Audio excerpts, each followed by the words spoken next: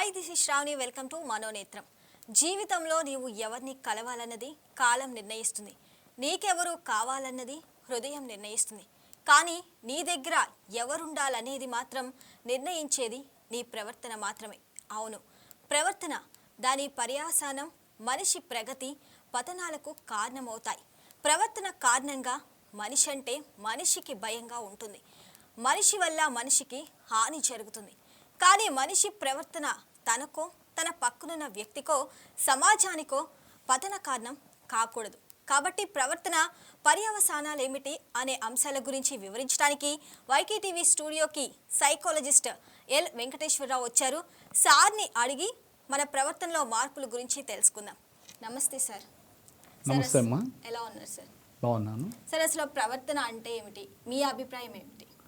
ప్రవర్తన అనేటువంటిది మనిషి యొక్క అంతర్లీనంగా ఉండేటువంటి ఆలోచనల పరంపర, చుట్టూ ఉండేటువంటి వారి వాతావరణ ప్రభావం, కుటుంబ పరిస్థితులు, వారు చిన్ననాటి నుంచి చేసుకున్నటువంటి అలవాట్లే ఒక పునాదిగా మారుతూ ఉన్నాయి. అదే ఒక ప్రవర్తన. సార్, అసలు మనిషి ప్రవర్తన అనేది ఎప్పటి నుంచి స్టార్ట్ అవుతుంది? చిన్నతనం నుంచి ప్రారంభం అయ్యేటువంటి అలవాట్లు ఏవైతే ఉన్నాయో అవే మన ప్రవర్తనకి పునాది.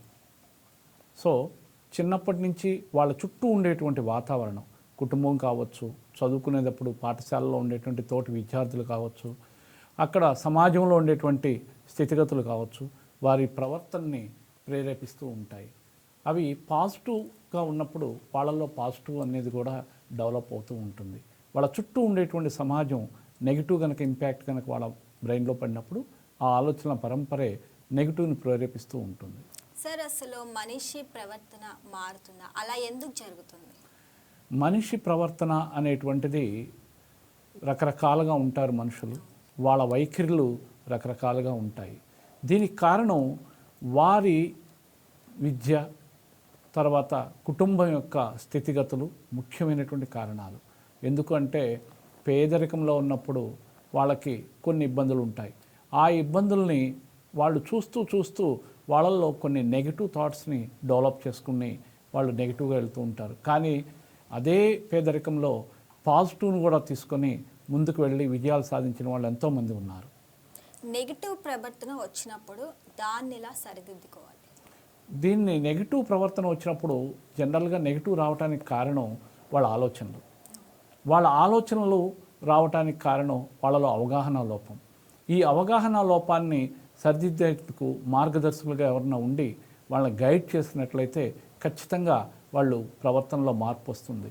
ఒక మాటలో చెప్పాలంటే అమ్మా, మనిషికి ఒక్క నిమిషంలో 6 థాట్స్ వస్తూ ఉంటాయి. అదేవిధంగా ఒక్క రోజులో 70,000 ఆలోచనలు మన బ్రెయిన్లో పుడుతూ ఉంటాయి.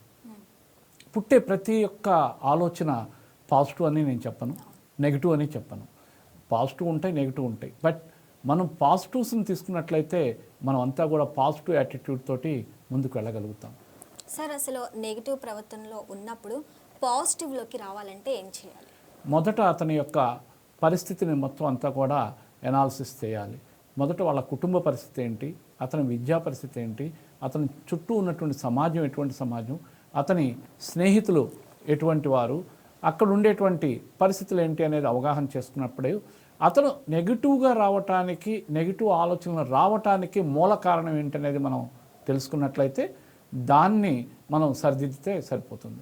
సార్, మన చుట్టూ ఉండే వాళ్ళ ప్రవర్తన కూడా వివిధ రకాలుగా ఉండేది కదా, అది మనిషి పైన ఎక్కువ ప్రభావం చూపించే అవకాశం ఉందా? ఖచ్చితంగా. ఎందుకు అంటే ఒక ఉదాహరణ చెప్తాను. మనం ఒక దేవాలయానికి వెళ్ళాము. ఆ దేవాలయంలో అందరూ ప్రదక్షిణలు చేస్తూ ఉంటారు, అక్కడ దర్శనం చేసుకొని వచ్చి కూర్చునే వాళ్ళు ఉంటారు.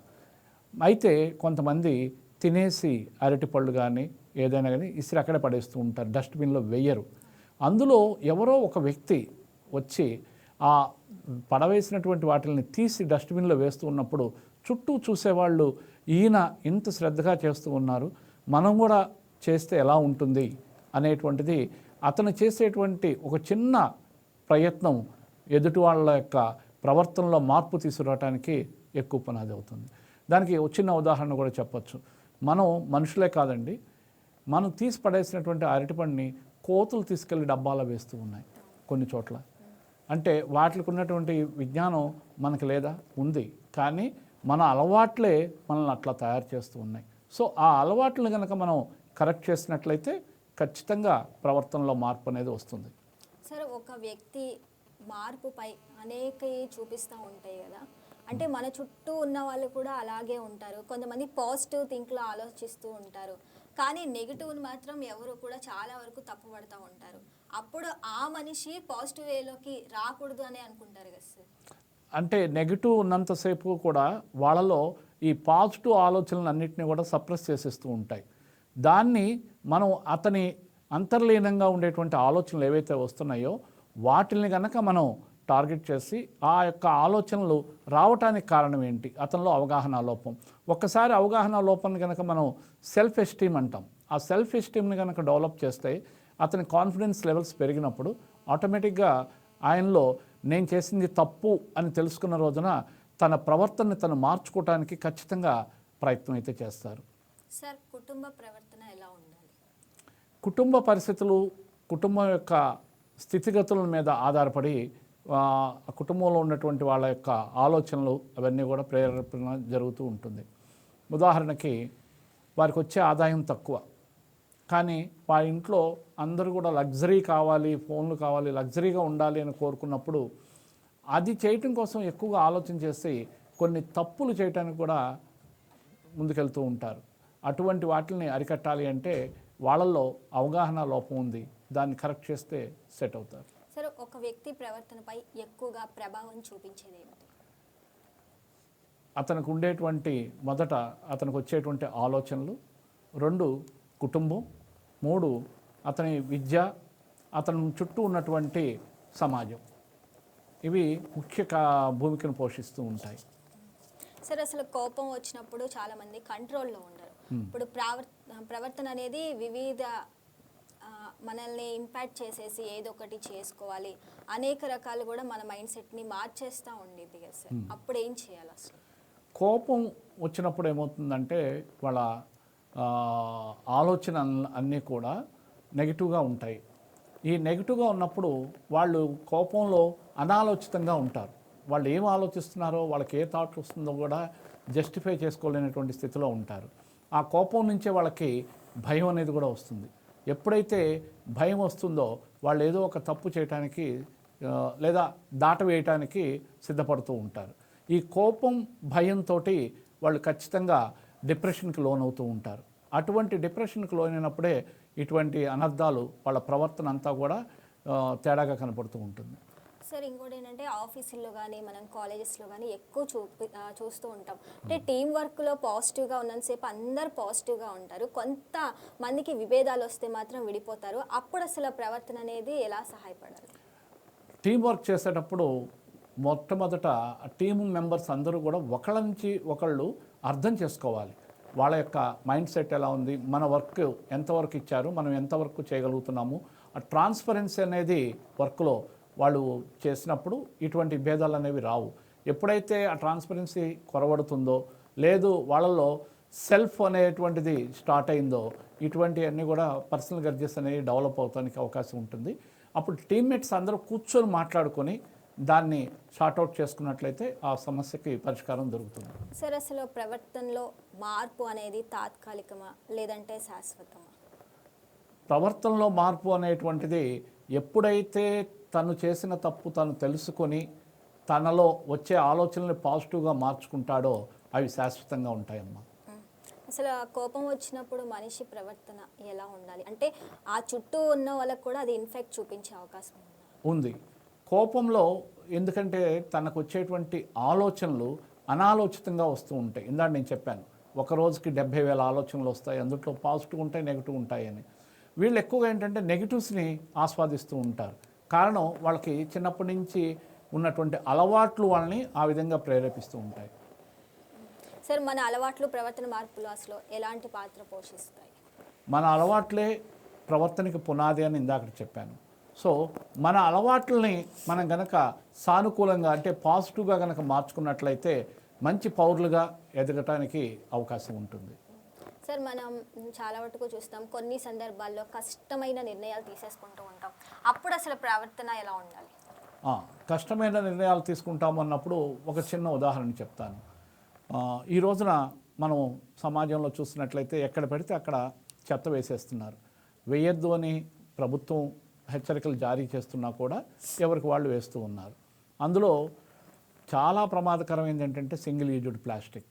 ఈ సింగిల్ యూజ్డ్ ప్లాస్టిక్ అనేది మరి క్యారీ బ్యాగ్లు మనం ఏది కొన్నా, పువ్వులు కొనండి, పండు కొనండి, కూరగాయ కొనండి, ఆఖరికి క్యాటరింగ్ దగ్గర కూరలు తెచ్చుకుంటున్నా కూడా క్యారీ బ్యాగుల్లో కట్టించేస్తున్నారు.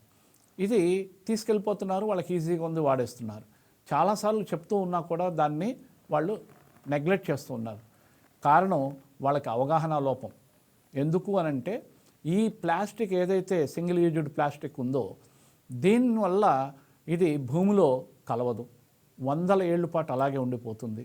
అదేవిధంగా మరి నీళ్ళల్లో వేస్తే ఆ నీళ్ళల్లో ఉండేటువంటి జలచరాలు ఏవైతే ఉన్నాయో ఆ చేపలు అవన్నీ కూడా ఈ ప్లాస్టిక్ తినేసి అవే చేపల్ని తిరిగి మళ్ళీ మార్కెట్కి వచ్చినప్పుడు మనం తీసుకొని ఆ చేపలను తింటూ మనకు తెలియకుండానే మైక్రో ప్లాస్టిక్ అనేటువంటి దాన్ని మన బాడీలోకి ఇంజెక్ట్ అవుతుంది. మరి రీసెంట్గా ఒక సర్వే చెప్తుంది, హైదరాబాదులో నివసిస్తున్న వాళ్ళల్లో 0.8% మైక్రో ప్లాస్టిక్ హ్యూమన్ బాడీలో ఉంది అని చెప్పేసి రికార్డ్స్ చెప్తూ ఉన్నాయి. సో ఇటువంటి ప్రమాదకరమైనటువంటి గంటకలకి సంఘటనలు మన ముందుకు వస్తూ ఉన్నప్పుడు కూడా ప్రజలు చైతన్యవంతులయ్యి వాళ్ళ ప్రవర్తనలో మార్పు వస్తే ఇది సమాజానికి మేలవుతుంది. ఇంకొక విషయం కూడా చెప్పాలమ్మా, మనం ఆల్ ఓవర్ ఇండియా కనుక తీసుకున్నట్లయితే దక్షిణ భారతదేశంలో 51,000 టన్నుల ప్లాస్టిక్ ప్రతిరోజు వినియోగంలో ఉంది. మరి దక్షిణ భారతదేశంలోనే ఇంత ఉంది. ఉత్తర భారతదేశం మరి వెస్ట్రన్ సైడ్కు చూసినట్లయితే నార్త్ ఇండియా వైపు 19,000, 29,000 అట్లా చూపిస్తూ ఉన్నాయి రికార్డ్స్. మరి దక్షిణ భారతదేశంలోనే చాలా హయ్యెస్ట్ ప్రమాదకమైనటువంటి గంటకల్లో ఉన్నది. సో దీన్ని అరికట్టాలంటే ప్రజల్లో మార్పు రావాలి, ప్రజల ప్రవర్తనలో మార్పు రావాలి. ఆ ప్రవర్తనలో మార్పు రావాలి అంటే వాళ్ళకి అవగాహన కలగాలి. ఇలా మనం వేసినటువంటి ప్లాస్టిక్ని తిరిగి మనం పొందుతున్నామని. అదే కాదమ్మా, రోడ్డు మీద పారేస్తున్నారు. ఆ రోడ్డు మీద పారేస్తే మూగజీవులు, గేదెలు, ఆవులు, కుక్కలు, పందులు ఇవన్నీ తినేస్తూ ఉన్నాయి. రీసెంట్గా ఒక ఆవు కడుపులో మీరు చూస్తే 60 కేజీల ప్లాస్టిక్ కవర్లు వచ్చాయి. ఇది ఎంత ప్రమాదకరమో ప్రజలకి మరి తెలిసి చేస్తున్నారంటారా, తెలియక చేస్తున్నారంటారా? వాళ్ళ ప్రవర్తనలో మార్పు రావాలి, తెలియక చేస్తున్నారనే నేను భావిస్తున్నాను. సో ఈ తెలియక చేసే వాళ్ళకి చెప్పటమే మన యొక్క బాధ్యత. సార్ మీరు చెప్పినట్లుగానే అసలు సమాజంలో ఇలాంటివి చాలానే జరుగుతాయి సార్. అసలు సమాజం వ్యక్తి ప్రవర్తనను మార్చగలదా? మార్చవచ్చు. మార్చడానికి ముఖ్యమైనటువంటి భూమిక ఏంటంటే అవగాహన లోపం ఉంది. వాళ్ళకి వాటి పట్ల అవగాహనని మనం పూర్తి అవగాహన కలిగించాలి.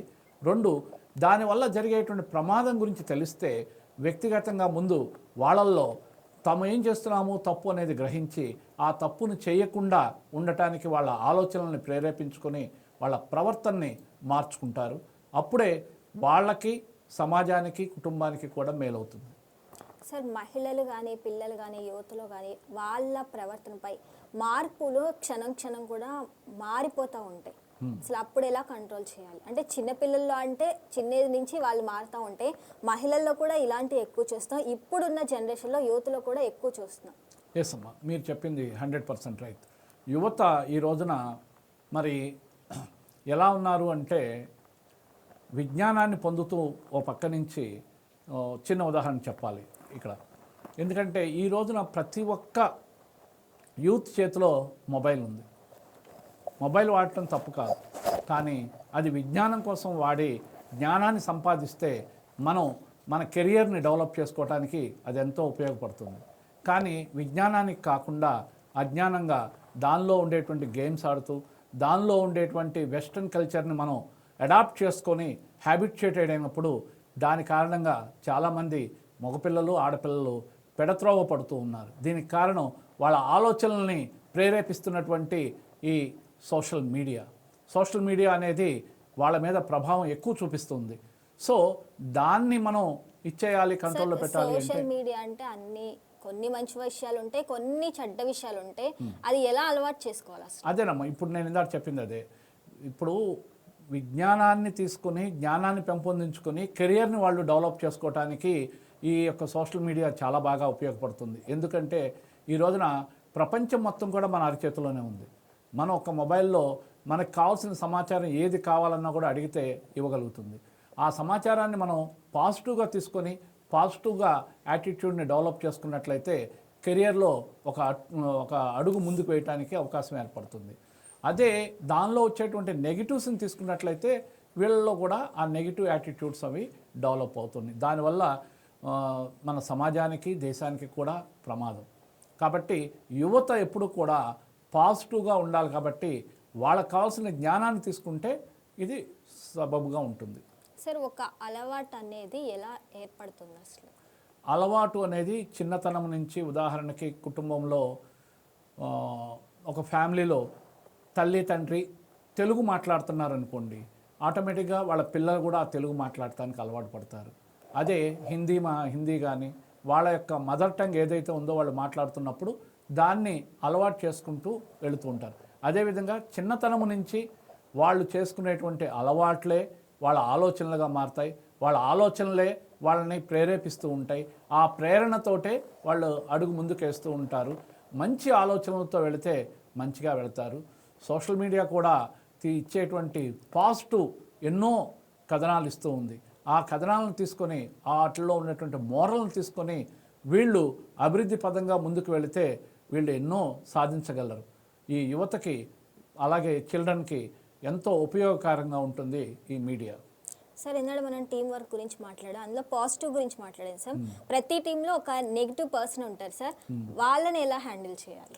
ఎవరైతే నెగిటివ్ పర్సన్ ఉన్నారో ఆ నెగిటివ్ పర్సన్లో వచ్చేటువంటి ఆలోచనలు ఎటువంటి ఆలోచనలు వస్తున్నాయి, అతను ఆ నెగిటివ్గా బిహేవ్ చేయడానికి అతని బాడీ లాంగ్వేజ్ అండ్ అతని యాటిట్యూడ్ని అసెస్ చేసుకొని అతనిలో మనం టీంని బిల్డప్ చేసేటప్పుడు అతనికి టీంలో వచ్చేటువంటి ఇబ్బందులు ఏంటో కనుక్కొని వాటిని సరిచేస్తే ఆటోమేటిక్గా అతనిలో కూడా తనలో స్వయంగా తను చేసిన తప్పు ఏంటనేది తను తెలుసుకొని తను నెక్స్ట్ టైం నుంచి అలా చేయకుండా ఉంటారు.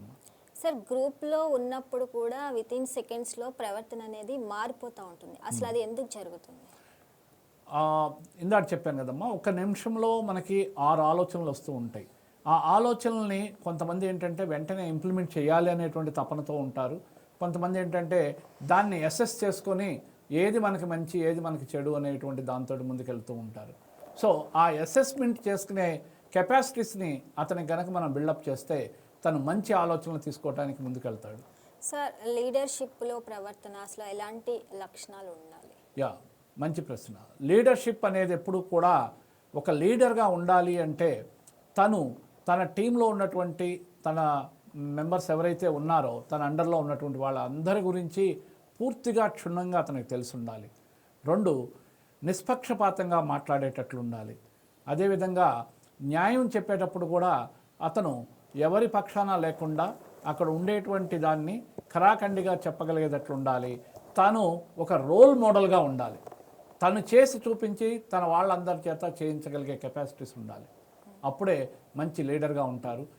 అందులో లీడర్గా ఉన్నప్పుడు టీంలో కొంతమంది చెడ్డవాళ్ళు ఉంటారు, మంచివాళ్ళు ఉంటారు. అందరి నుంచి చెప్పే విషయాలను గ్రహించి తన నిర్ణయం తీసుకునేది అందరికీ ఉపయోగపడే విధంగా టీముని ముందుకు నడిపించేటట్లుగా ఉండాలి ఆ లీడర్ అనే వ్యక్తి.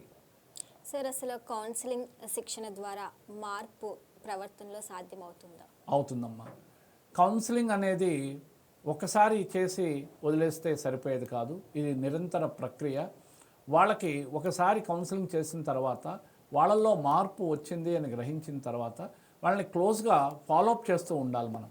ఎందుకంటే మార్పు వచ్చింది అని వదిలేస్తే మళ్ళీ రేపటి రోజున మళ్ళీ వాళ్ళు మారకుండా ఉండాలి అంటే మొదట వాళ్ళు ఏం చేస్తున్నారు అనేది స్వయంగా స్వీయ ఎనాలిసిస్, అంటే తనని తాను సెల్ఫ్ ఎనాలిసిస్ చేసుకొని తను రెండోసారి అలాంటి తప్పు చేయకుండా ఉండే విధంగా అతన్ని ప్రేరేపించి అతని చుట్టూ ఉండేటువంటి సమాజం కూడా అతను నడిపించేటట్లు ఉన్నట్లయితే అతను ఖచ్చితంగా అదే పాజిటివ్ యాటిట్యూడ్ తోటి ముందుకు వెళ్ళగలుగుతారు.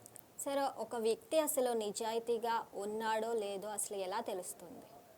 అతని యొక్క వైఖరి, ప్రవర్తన, అతని యొక్క క్యారెక్టర్ని మనం తీసుకున్నప్పుడు అతనికి ఉండేటువంటి అలవాట్లని అసెస్ చేస్తే అతను నిజాయితీ పరుడా కాదా అనేది మనం చెప్పేయచ్చు. అతను చేసే పనుల్లోనే మనకు అర్థమవుతూ ఉంటుంది. సార్, మీ దగ్గరికి చాలా కేసెస్ వచ్చుంటాయి కదా, మీకు టఫెస్ట్గా అనిపించిన కేసు ఏమైనా ఉందా? ఉందమ్మా. ఒక case wife and husband marriage అయింది. అతను యుఎస్లో ఉంటారు. వాళ్ళిద్దరి మధ్య డిస్ప్యూట్ వచ్చింది.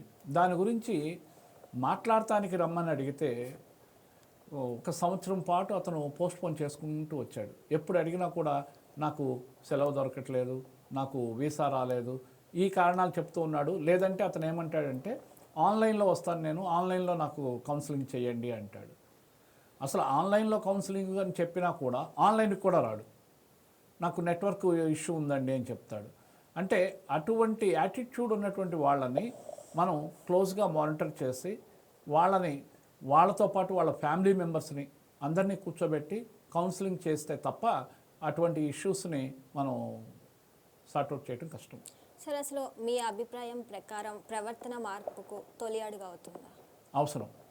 ప్రవర్తన మార్పు తొలి అడుగు ఎక్కడ వస్తుంది అంటే, ఏదైతే తను చేసింది తప్పు అని తనకి తెలుస్తుందో అదే మొట్టమొదటి అడుగు. అక్కడి నుంచే అతనిలో ఆలోచన ప్రేరణ అనేది స్టార్ట్ అవుతుంది. నేను తప్పు చేశాను, నేను ఇలాంటి తప్పు మళ్ళీ చేయకూడదు అనేటువంటి దాంతో తనను తాను మార్చుకొని, తన ప్రవర్తన మార్చుకొని ఒక అడుగు ఎప్పుడైతే వేస్తారో అదే మొట్టమొదటి అడుగు అవుతుంది. సార్, ఎమోషన్స్ అనేది ఎక్కువగా ప్రభావం చూపుతాయా ప్రవర్తనలో? ఎస్, భావోద్వేగాలు. మనిషి ఆలోచనలో కొన్ని భావాలు ఉంటాయి. ఆ భావాలకి భావోద్వేగ భరితంగా వాళ్ళు ఒక్కొక్కసారి ఆ ఎమోషన్స్ని ప్రదర్శిస్తూ ఉంటారు. అప్పటికప్పుడే సెకండ్లో వాళ్ళ యొక్క భావాలు మారిపోయి గట్టిగా అరవటం, కోపంగా ఉండటం, ఇలాంటివి అనాలోచితమైనటువంటి సంఘటనలు చేస్తూ ఉంటారు. వాళ్ళకి ఆ కోపాన్ని, ఆ యొక్క అనాలోచితమైనటువంటి ఆలోచనల్ని మనం కంట్రోల్ చేయగలిగితే సరిపోతుంది. సార్, ఫైనల్గా మీరు ప్రేక్షకులకి ప్రవర్తన గురించి చెప్పాలనుకుంటే ఏం చెప్తారు? మంచి అలవాట్లు ఎవరైతే చిన్నతనం నుంచి నేర్చుకొని ముందుకెళ్తూ ఉంటారో అటువంటి వాళ్ళకి అదే ప్రవర్తన అనే దానికి ఒక పునాది. ఎవరైతే ఇటువంటి నెగిటివ్ ఆలోచనలతో ఉన్నటువంటి వాళ్ళు తారసపడతారో వాళ్ళకి మనం కూర్చోబెట్టి వాళ్ళకి చేసినటువంటి విషయాల పట్ల వాళ్ళు ఏం చేశారనేది అవగాహన కలిగిస్తే వాళ్ళ తప్పు వాళ్ళు తెలుసుకునేటట్లుగా మనం చూపించగలిగితే అదే ఒక మంచి పునాది అవుతుంది. అక్కడి నుంచి వాళ్ళల్లో ఆ భావవేశాలన్నింటినీ కూడా కంట్రోల్ చేసుకొని మరి వాళ్ళు మంచి ఆలోచనలతోటి ముందుకు వెళ్ళటం నడుస్తారు. అదే వారికి ఉపయోగపడుతుంది. వాళ్ళ మంచి ప్రవర్తనకి అదే ఒక పునాది. Thank you sir, thank you so much. Valuable information sir in టైంలో ప్రవర్తన గురించి. సో చూశారు కదా, ఒక ప్రవర్తన గురించి అనేక విషయాలు కూడా సైకాలజిస్ట్ వెంకటేశ్వరరావు గారు అయితే మనతో షేర్ చేసుకోవడం జరిగింది. ఇది వాళ్ళ మనోనేత్రం. రేపటి మనోనేత్ర ప్రోగ్రాంలో మళ్ళీ కలుద్దాం. That's all for now. Keep watching YK news. ఇది తెలుగు వారి గుండె చప్పుడు.